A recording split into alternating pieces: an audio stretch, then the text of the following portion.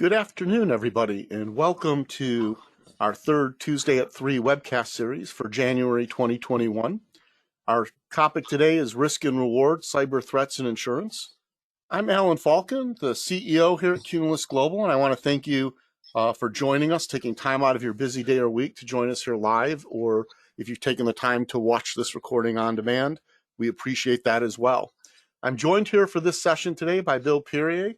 No relation to the water company.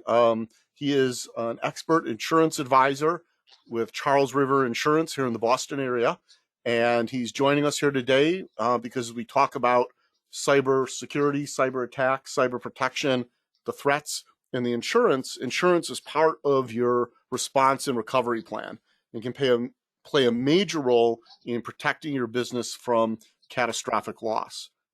Before we get into the heart of the session today, a couple of housekeeping items up front. As always, the audio, you might notice, all of the audio is muted. This prevents any background noise from interfering with the session here today.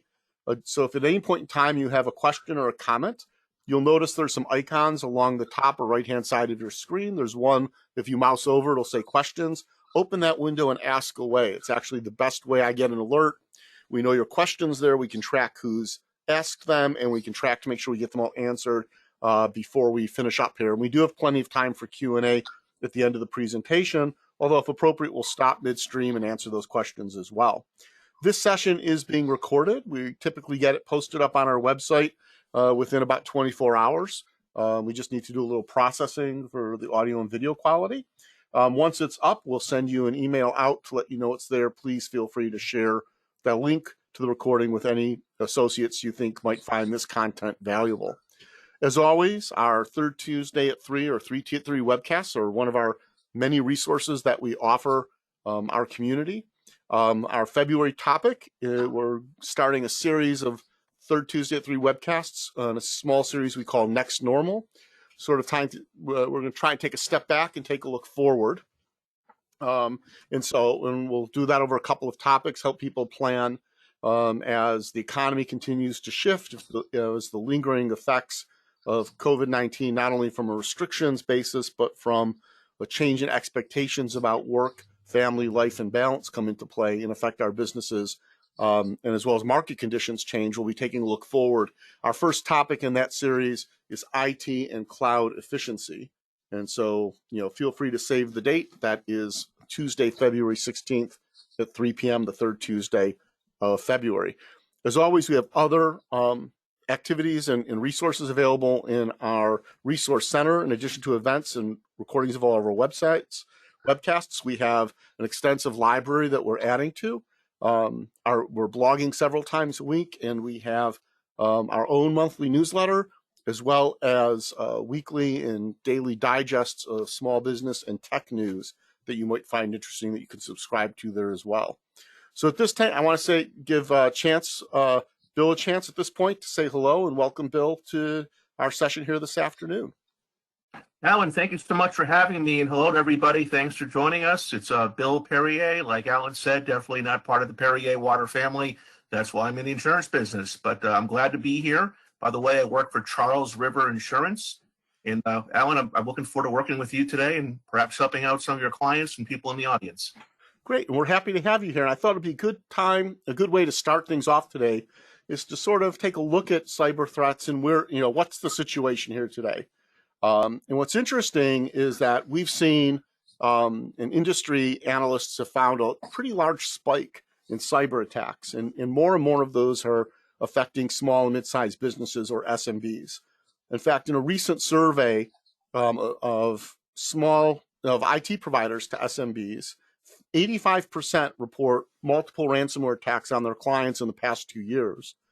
And just in the first half of 2019, we don't have data for the second half yet, but in the first half alone of 2019, 59% of IT firms saw attacks on small and mid-sized businesses specifically. And when asked, when small businesses are surveyed themselves right now, 1 in 5 are saying that they've been attacked by ransomware, whether or not that attack was successful. And certainly there are other types of attacks beyond ransomware that we still need to be aware of. We still have general computer viruses. There's still adware. There's still spyware where, your data is not being encrypted and held hostage, but where people are stealing information off your systems. There's cryptojacking, which is where people gain access to your, not only the data, in the files, but to your business applications as well. And remote access Trojans that give people access to your network remotely. And all of these have some pretty significant impacts on your business. And some of them, we sometimes gloss over or take for granted. And so people expect that if they're the victim of a cyber attack, there'll be some loss of productivity. What's fascinating, though, is we definitely see more business where those attacks lead to existential threats, where the impact of the downtime, the loss of cash flow, impact on reputation, impact on customers can lead to some pretty serious challenges. And additionally, as our government regulators, as our industry organizations have become more savvy about cyber crime, we now have to worry about a cyber attack putting us in violation of regulatory compliance, as well as industry compliance as well. So we still are in a situation where we have a broad range of threats and a broad range of impacts on our business. And a couple of organizations got together and sort of did their prediction looking forward, for 2020 and 2021, what the top 10 cybersecurity threats are. And some of them we've seen before, like phishing attacks, but certainly with the shift to COVID-19, there's more concern about attacks on remote worker endpoints, particularly when your people are working from home and they might be using equipment that was never set up to be used out of the office initially, or using home computers, personal computers for works. Cloudjacking is an increasing trend, as we continue to see more advanced ransomware attacks, both in sophistication and their ability to target and to be persistent. Other emerging trends that we're seeing at this point are deepfakes, where you may have seen stuff in the mass media about deepfake videos, but deepfakes also involves machine learning and artificial intelligence used for malintent or for evil, as I put on the slide.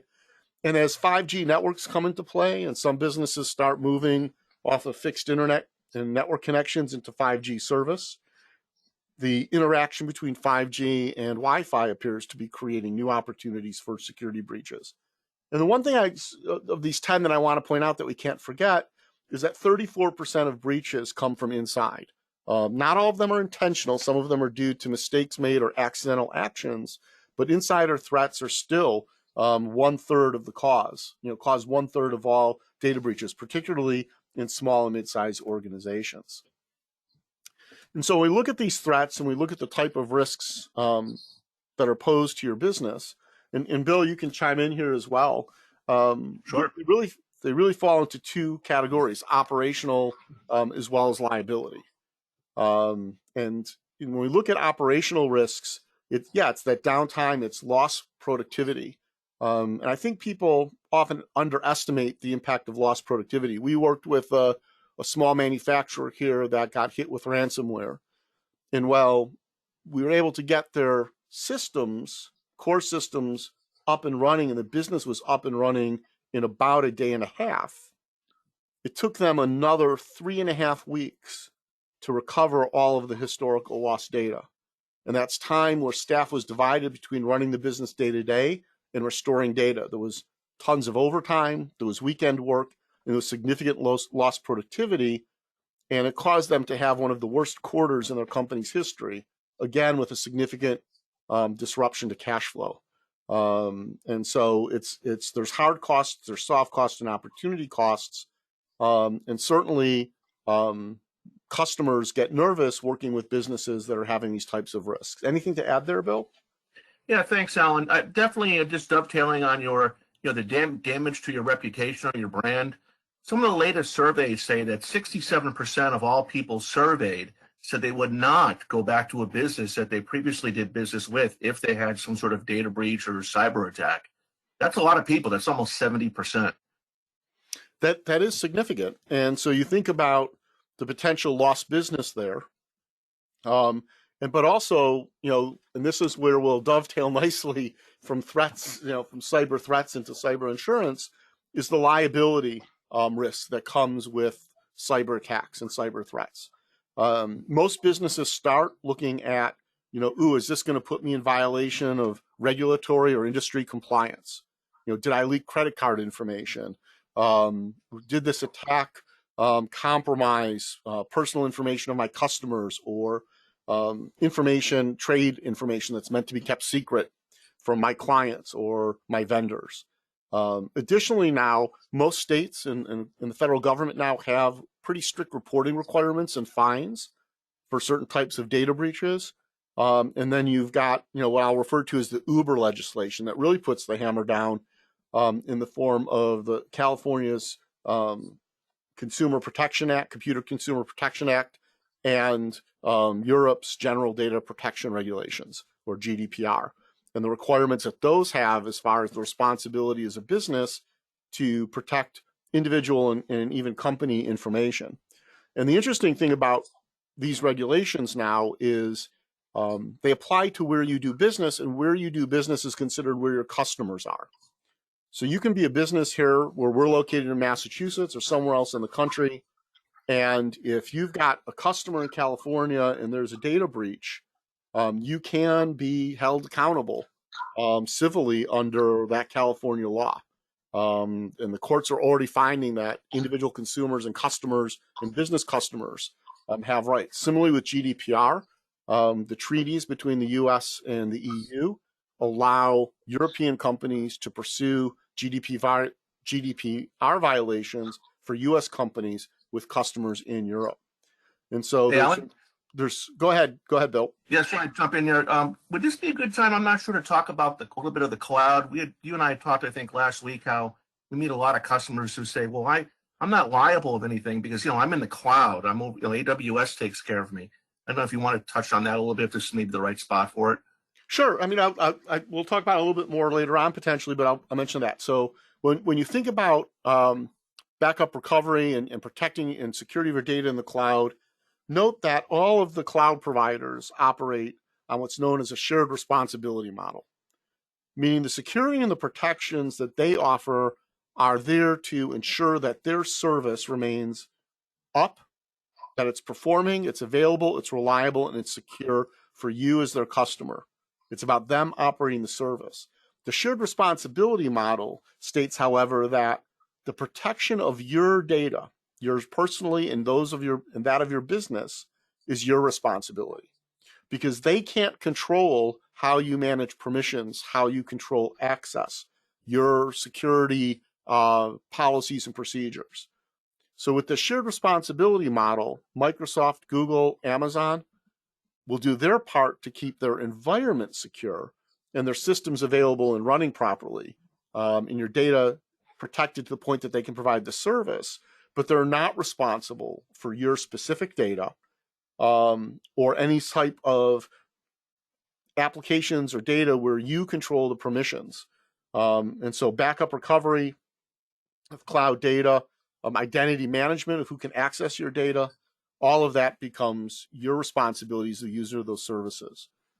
Which is why, as a company, and for almost 2 years now, we've kept a pretty simple model for how we as small, mid-sized companies and organizations can be prepared. And it really comes down, to overuse an acronym to CPR.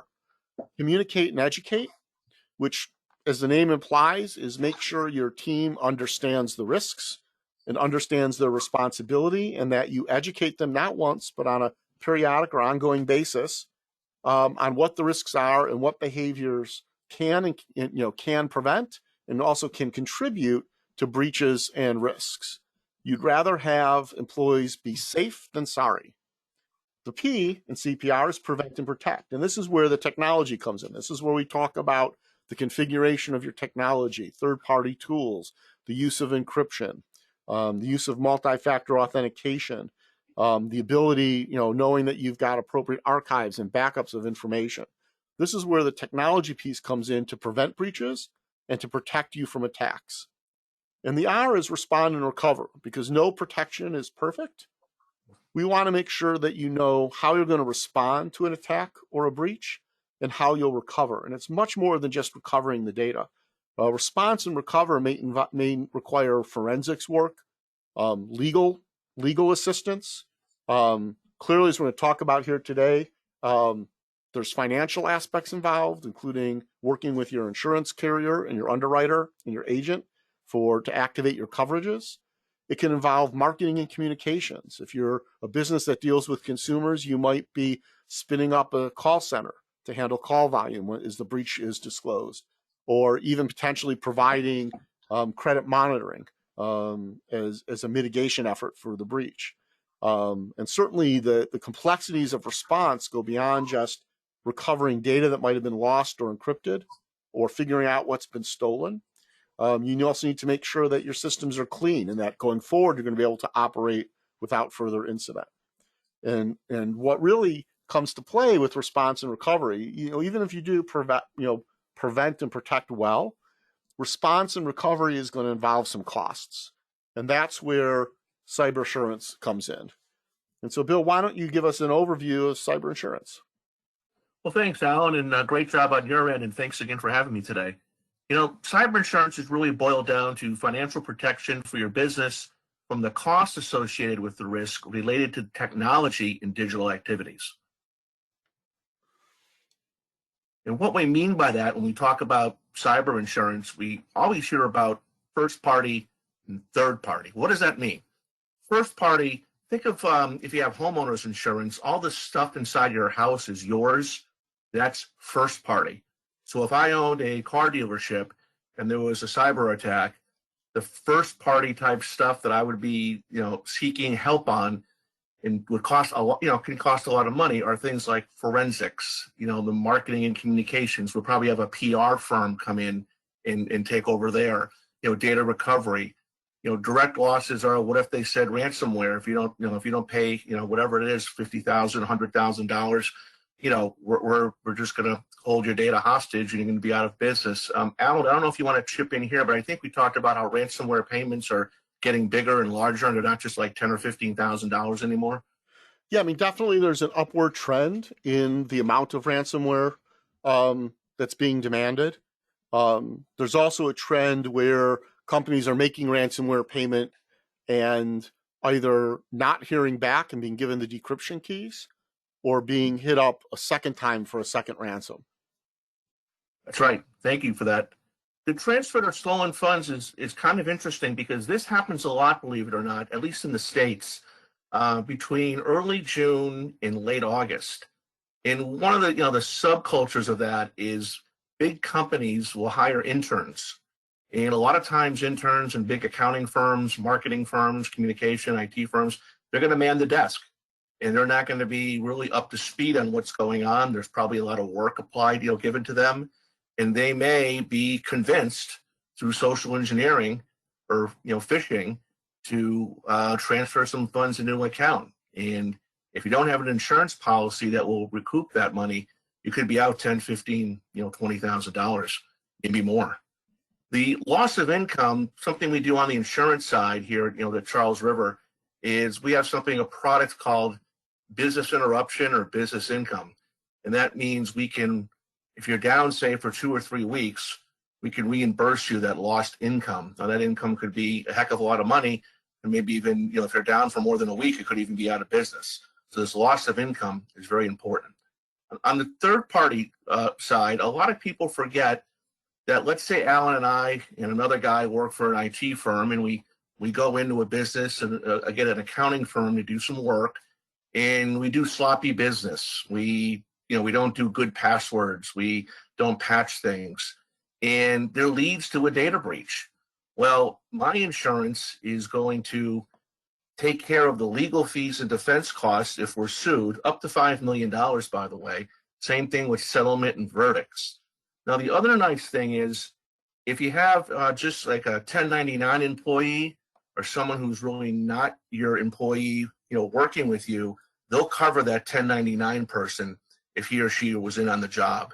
So it's not just for the actual company being sued, it's anybody that was there at the scene, touching anything. And then, of course, you have things like call center set up and help desk. We have that as well. People can call in to see how their claim's going. And of course, there's credit monitoring as well.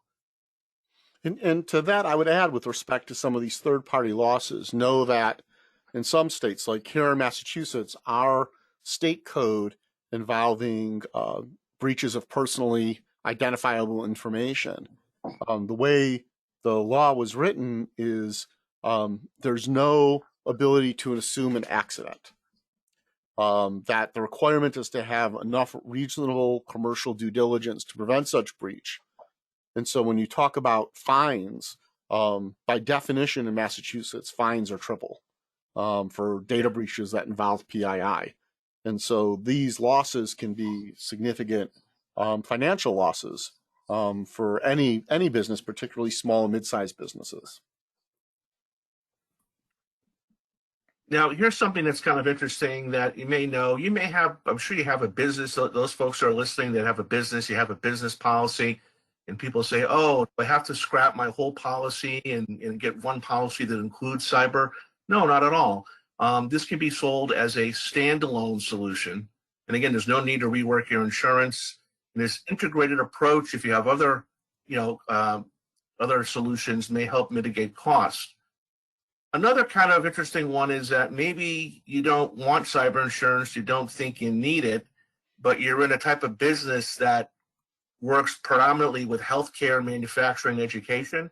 They're going to require a certificate of insurance that you can show them that proves you have the coverage just to work with them. So that's another thing to consider. And we talked about earlier how much downtime can one business really survive. I mean, 67% of businesses with 1 week of downtime fail within 6 months.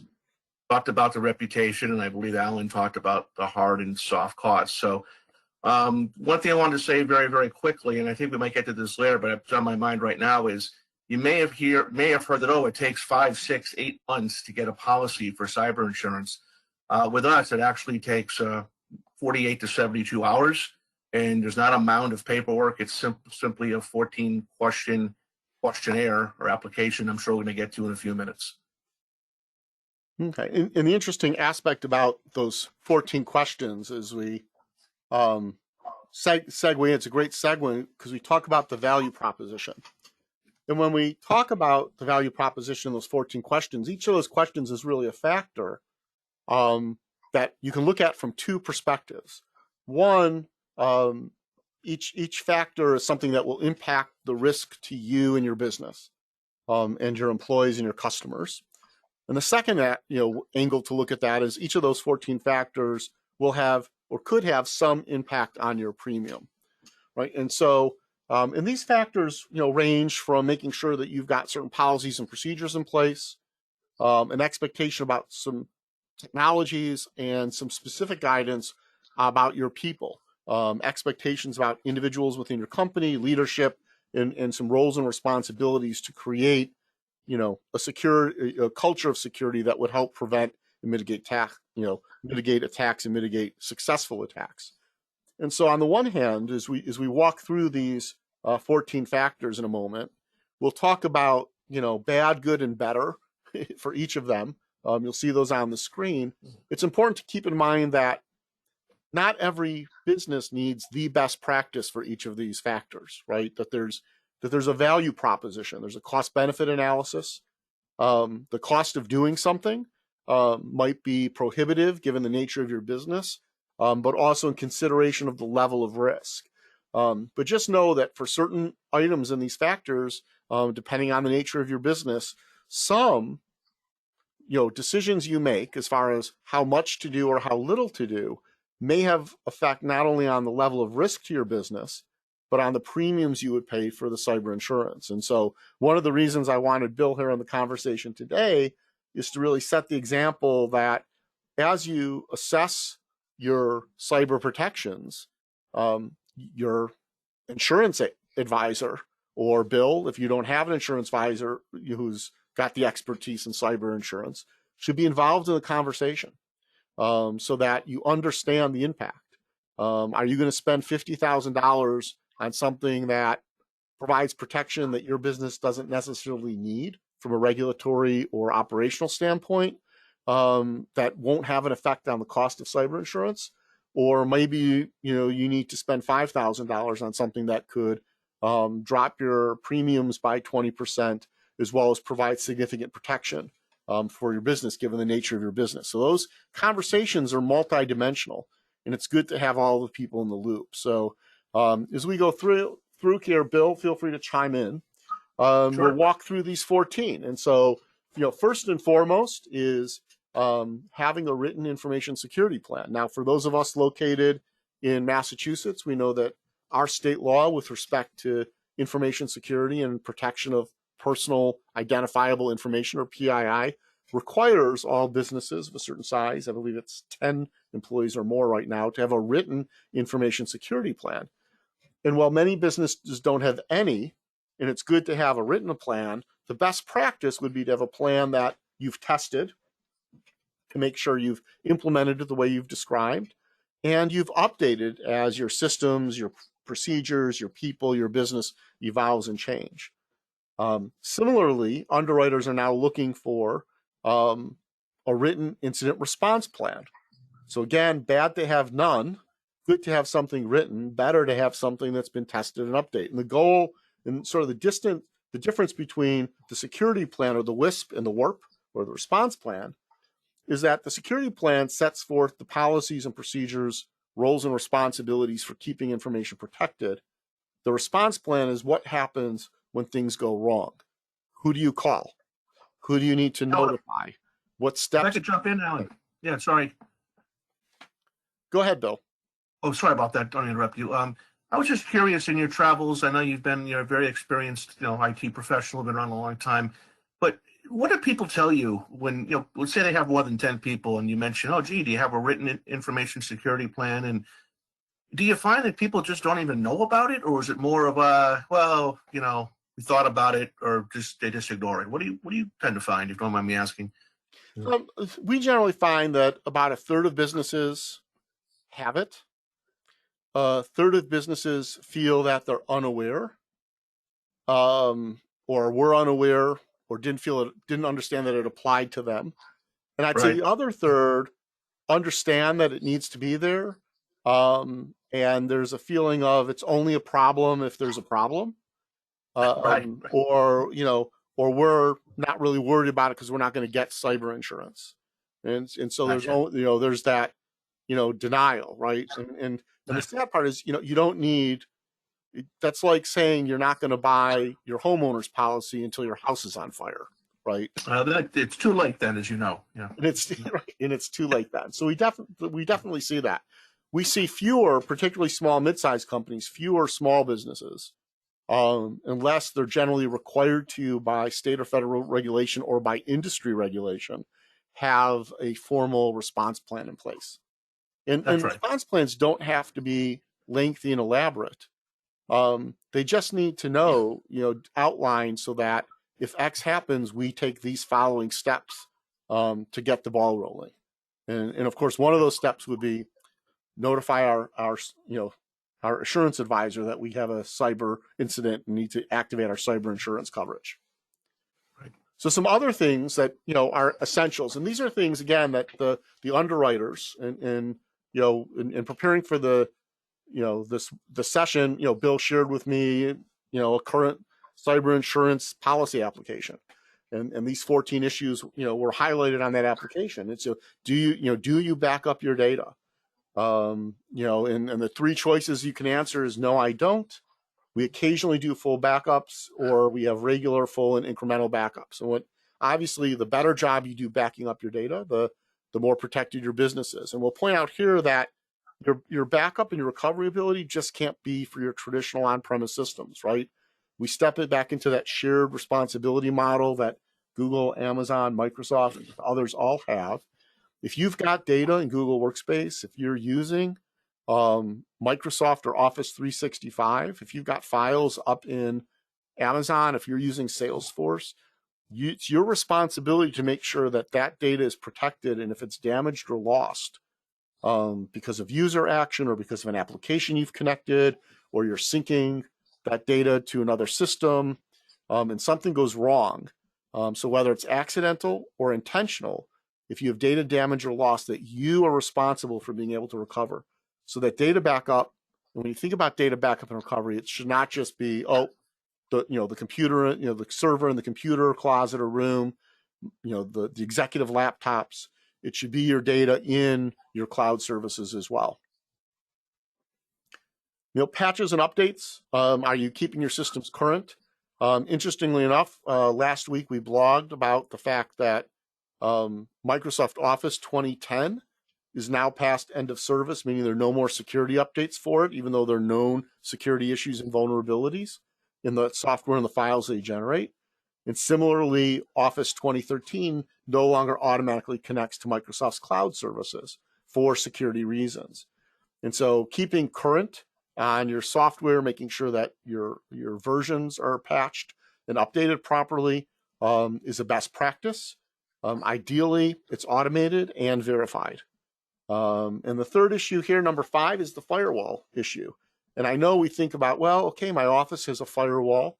When I'm working from home, I'm behind my cable modem, which has a basic firewall service typically built into it. But you're not always there. And so with our, remote work, with our mobile devices, best practice is hardware and software firewalls. Antivirus and intrusion detection. Again, this is something we've had on our systems for, it seems like forever, the need to have antivirus and intrusion detection. The difference now is the sophistication. And it's not enough just to protect your endpoints. You want to be, with traditional virus or consumer grade, the stuff that comes free when you buy your PC or your laptop or your Mac. You want next generation protection here. You want heuristics, you want artificial intelligence built in. You want it to look at the behavior of what's happening on your system and the files to detect a possible problem and stop it before you get infected. Other areas that people think about when we think about policies and procedures and technologies and protection is your network access security, making sure that your connections to your network are encrypted and segmented, and that best practice now is to have some form of multi-factor authentication, whether or not you have a single sign-on for all of your systems, or you still sign on individually, knowing that multi-factor authentication gives you a physical verification above and beyond the digital login. And there are many, many ways to do it. Some are stronger than others, but some form of multi-factor authentication should be, is a best practice, should be a standard part of your environment. And then an area here, Bill, that many companies don't think of oftentimes until it's too late is responsible destruction, right? And making sure that as you get rid of equipment, that you're doing so responsibly. And this is responsible with respect to the data that might be on that equipment, as well as the environmental aspect and best practice. And again, it could be overkill for small businesses, and depending on the nature of business and the nature of your data, to have written policies and procedures and checklists to follow. But at the very least, you should know that if you pull a laptop out of service, that the hard drive should be removed and separately destroyed, right? And you shouldn't just give away computer equipment to schools or charities that might have even accidentally or previously deleted information that might be recoverable. Alan, what about people that recycle? They go to these stores and they have an old laptop and they get $25 for it and they recycle it. Yeah, you want to make sure that that company is going to, if you haven't definitively destroyed the data on that device, you want them to do that for you. If there's a risk of having highly sensitive information, then you may only want to recycle in a place that will provide you a certificate of destruction. That's right. And for the other thing I want to mention too is if you spent just maybe 30 seconds on it, is we talk about data destruction, we think about electronics or something that's plugged in or hard or whatever it might be. But what about paper? Have you ever noticed, I won't name the pharmacy, but there's a very well-known pharmacy that when you go outside their door, they have on their trash receptacle, do not leave information here. Like people put their prescription thing in there because people hunt around in there and they actually find your name, address, phone number, what medicine you're using. It's kind of scary, actually. Oh, absolutely. And so looking at, we're sort of being technologists, we tend to focus on the technology, but yes, are you recycling or throwing away paper and other materials that should be destroyed and made unusable before you do so? And bank statements too. We Bank shred all our, statements, yeah, credit yeah. card slips. We've, we've seen, medical offices that have disposed of all old records that they're no longer required to keep by law, but didn't shred them. Right. And so you can say, well, that medical information isn't really usable, except for the fact that it, probably has patient identifying information on it.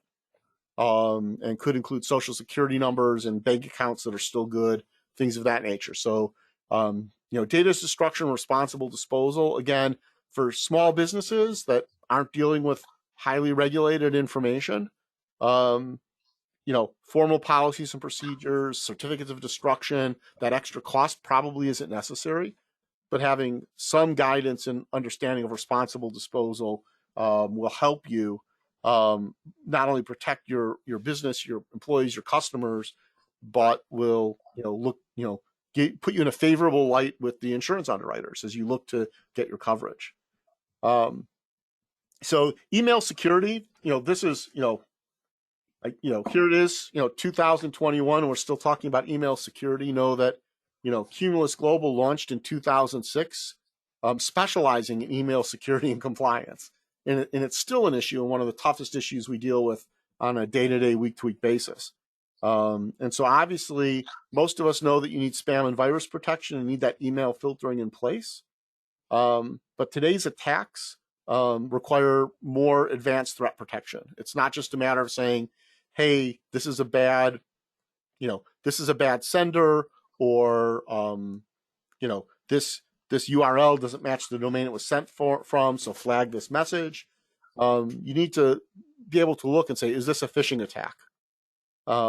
Is the sender actually verified and authentic and legitimate? Is there an attachment? Don't just look for viruses, but what does it do? Well, how does it behave if it's opened up? Can we sandbox it? Additionally, know that with phishing being such a prevalent form of attack, that email risk usually is attached to a website or some other URLs. And so best practice now isn't just to have the email filtering, but to have web filtering and protection in the mix as well. So that even if someone clicks on a phishing email and gets brought to a fake website, that can be blocked at the web transaction level. Web filtering also protects you from hidden threats from trusted websites. So, we're aware that in the last 2.5, 3 years, CNN, which is a website we all know and trust from a reputable company, yet they have third-party content on many of their pages. And some of those third-party content providers were hacked, so that, you click on that interesting, fun article from a third-party content provider, and the video auto plays. And while the video is auto playing, it's downloading malware to your machine.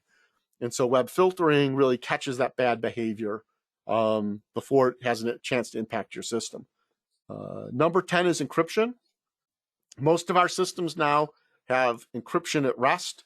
Your carrier is going to tell you for insurance and even for threat protection that making sure your data is protected at rest and in motion is important. And this should include your mobile devices. They're part of our environment now. Recent survey, I believe by Forbes, said that 2/3 of business executives see their mobile device as one of their 2 primary computing devices and most important tools for getting work done. Because obviously our mobile devices are much more than phones and calendars these days. And again, when we look at encryption, there's multiple levels of encryption that come in multiple costs. In email, for example, you can generally encrypt messages between 2 servers if both servers agree to do so. You can step that up and explicitly or heuristically encrypt messages at an individual message level, is one of the general requirements in support of HIPAA, for example. And the same thing goes for the file side, right? We encrypt the data on our hard drives. We have encrypted connections to our cloud. We encrypt the data when it's stored in the cloud.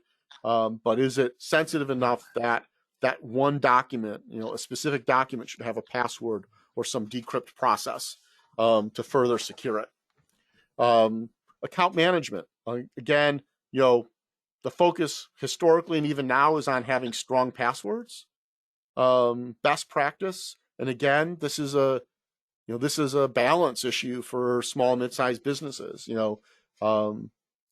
Should you be limiting access to specific needs, and how sophisticated do your permissions need to be so that once someone gets into your file service or gets into an application, that they only have access to data that's appropriate or features that are appropriate to them. And so the whole, we're used to doing that on our local file servers. There's a whole new segment of the IT industry called SaaS operations or SaaS ops that focuses on this on the SaaS side. And you really get into a balance of complexity and cost and even degree of end user inconvenience to attain your level of security. Now, again, here is an example where, for account management, if you're a small, mid-sized company, chances are strong passwords are going to get you there. It's going to provide a sufficient level of protection. But again, depending on your business, depending on the information, the size of your company, your use of contractors, your mix of contractors and employees, things of that nature, you might need something a little more sophisticated and a little more protective in place. Alan, can I jump in here real quick? Just on Sure, the password. please do. A couple things, believe it or not, I hear just as an insurance guy is that people say, gee, I have so many passwords. I find myself changing my password, if I go into something that I don't go into very often. But then on these other ones, they force me to change my password every 30 days, for security reasons. Is there a way, or maybe like a vault that someone could store the more sensitive passwords somewhere? Absolutely. And one of the emerging best practices is for companies to start using at a corporate level password vaults. And the trick is to really, there are many password vaults that are available at the consumer level. Many of those have been breached themselves, or don't hold up to the rigors of the corporate environment, the business world. So password vaults can be a useful tool. The other thing that related that we generally recommend is we recommend dark web monitoring of your business login IDs. What studies have shown is that humans are creatures of habit and we're creatures of convenience. And so when surveyed, 70% of us will use identical or similar passwords for all of our work-related applications. So if you're logging into, let's say, LinkedIn, for example, or Adobe, so you can use the advanced features of Adobe Acrobat Reader, or you use Photoshop and want to use their cloud services, and your login address is your email address. That means the login address for those third-party services is the same email address that you're using to log into your Microsoft 365 or your Google Workspace environment, et cetera, et cetera. Now, 70% of us are going to use passwords that are identical or similar enough that they're easily guessed. And so what happens is when one of these third-party systems has some sort of breach, the first thing the cyber criminals do is they test that username and password combination on all of the popular cloud services.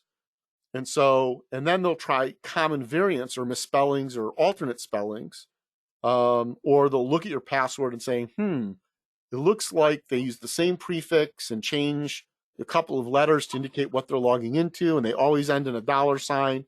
And they'll do quick tests to see if they can guess or get into your other systems. And so when you think about having strong passwords and unique passwords, having password vaults can help people deal with the myriad number of passwords. Putting in a single sign-on system that's secure, combined with multi-factor authentication, is another way to deal with the proliferation of passwords. And then to be safe, on the sort of preventative and recognition and identification side, a little bit of monitoring of your identities on the dark web can really prevent you from running into problems down the road. The last three items on our checklist of 14 are all about people. And so number 12 is really about, know who you're hiring. And I found this interesting on the application is, are you doing background checks? And if so, is it, you know, bad as if you're not, good as if you're doing a full national criminal, search? Best practice would be to add sex offender and credit concerns, because those identify, vulnerabilities. Now, this isn't to say that you don't hire someone if something comes up in a background check. That would obviously be based on what comes up and how that relates to your business and the risks your business faces and the type of services, products, and information that you deal with. But having that process in place is now being seen as a best practice when it comes in. Now, certain businesses doing, certain of us that do business with the government might have very specific requirements for background checks.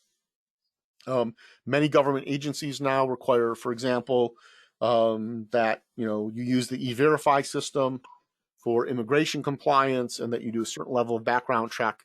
And certainly for certain types of information, there could be citizenship and legal residency requirements as well. And you would want to confirm those with background checks. The next area is near and dear to my heart, which is employee training. And really, this is focused on cyber threats. And most companies will do none, or they'll do something informal, or they might do something informal, but it's not really documented.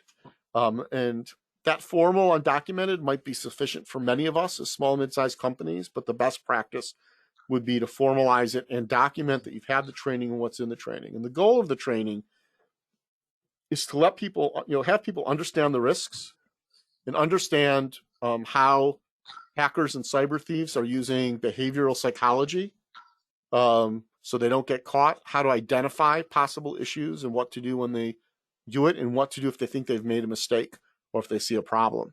And so very basic training. And it's interesting, one of the services we offer provides that training, and then periodically we'll send a fake phishing email, and we'll let you know who clicks on it, right? Not to punish them, but to provide them some additional reinforcement and education so that they don't make that mistake again. Alan, if I could jump in real quick. Sure. If you don't, in addition to the phishing email, which is an awesome practice, I know of a couple of companies. These are larger companies that have the security person when you first walk into the building. You got to show a badge, that type of thing, where they actually hire a firm that has actors, and they're dressed up as IT professionals or maintenance workers. They go in, they flash kind of a badge-looking item, but they get, the gentleman's reading the newspaper. He's not really kind of looking at them. They get into the building. They go down the hall. They got their maintenance orders. They got, I'm here to see, they mention the name of the person they're supposed to see. And some of these people actually get into the server room, and they're completely just actors hired by a company. Many times, though, they're stopped by somebody in the company that says, you're not on the list to come in today, and I'm sorry, I can't let you in. But it's very interesting. So yeah, we definitely have seen that kind of intrusion detection as well, not just the technology one. Right. And that kind of awareness, can be very important. Now, the final of the 14 factors is the concept of responsible party. And again, here it's really, do you have someone who's specifically identified, has the role and responsibility to oversee your company's security and protections against cyber threats and cyber attacks? And for the vast majority of small, mid-sized companies, that is a responsibility that's given to someone in IT or another member of your senior management team. For larger organizations and for organizations that fall under specific governmental regulations, whether it's DoD contracting or the pharmaceutical industry, financial industry, you may need a chief information security officer, someone who's been trained, has recognized credentials in the field and experience to set policy, procedure, and oversee all of your information security operations and all those aspects of your business. And so with those 14 factors, you think about, okay, that's a lot to digest. We could spend a lot of time and money, looking at these factors. And so what are we actually supposed to do? What's our action item? What should we think about as we end the webcast this afternoon and take our next steps? And the first thing is to really do that assessment, right? And assess. Take those factors and think about it in terms of risk mitigation, right? What's appropriate for your business? How much is appropriate? What do you already have in place? Where are the gaps? And with that information, you can then really look at the value proposition. Each of those factors and any decision you make about adding technology or changing your practices and updating or even altering policies and procedures that change the way people work, all of those come with a cost and they come with benefits. And what are those? And as you think about that cost benefit analysis, please never forget to think about the cost of inaction, right? Because again, sometimes if you wait too long, if you wait too long, it's too late, you've waited too long, right? Is sort of the example we gave earlier. And so bring the cost of inaction and the risk involved into the equation as well. And so the value proposition will more than any other topic will be involved, are we creating hurdles that, or roadblocks that make it harder for people to do their work efficiently? So is the inconvenience, for example, of two-factor authentication and the additional time it might take for someone to log in the morning or the forced password reset worth the added protection it provides? And by worth it, is it lowering your security risk? Is it going to help lower your premiums for your cyber insurance? Is it going to make it easier for you to adhere and pass audits for industry or governmental regulations? Think about all of those components as you come into play and you look at the cost-benefit analysis and that cost of inaction. Step 3 is you have that value proposition. You should have a sense of what you're going to do, what you need to do, and then what you want to do. And then it's time to actually plan the changes, not only in your policies and procedures, but with your people. Communication is key, and with the technology that's providing some of your securities protections and your ability to respond and recover. And since your cyber insurance is going to reflect your plan and the value and how you've assessed your risk and the plan you've taken to mitigate your risk and your policies and procedures, how you're going to maintain that. Have that part of the planning process and have Bill or your insurance advisor in that discussion. So as you look at the coverage, you can make knowledgeable decisions about how far you're going and where you're going. Because that coverage isn't just, again, yes, people focus on the dollars you receive, but the coverage is really about, can I keep my business up and running? Can I get it up and running and keep it up and running and survive those attacks? And finally, execute. And yes, a percentage of companies that go through the assessment and the value prop and the planning phases never actually pull the trigger and execute. You have to put those plan changes and those coverages in place to make it work. Okay, and we've actually, wow, we're more than 50 minutes into the hour. And so now is a great time for folks to think about any questions you might have. For Bill and myself, we'll stay on the line. I'm actually going to go ahead and say thank you to those who are watching this. I'm going to stop the recording now. So I want to say thank you to those who are watching this as a recording. If you have any questions, feel free to contact us. I'll go back a slide here. My email address, afalcon@cumulusglobal.com, is on the screen. I'm better about answering emails than I am about answering voicemails. So definitely send me an email. It's much better than calling. Myself or a member of the team will get back to you quickly. So for those watching the recording, thank you very much for doing so. Let us know how we can help.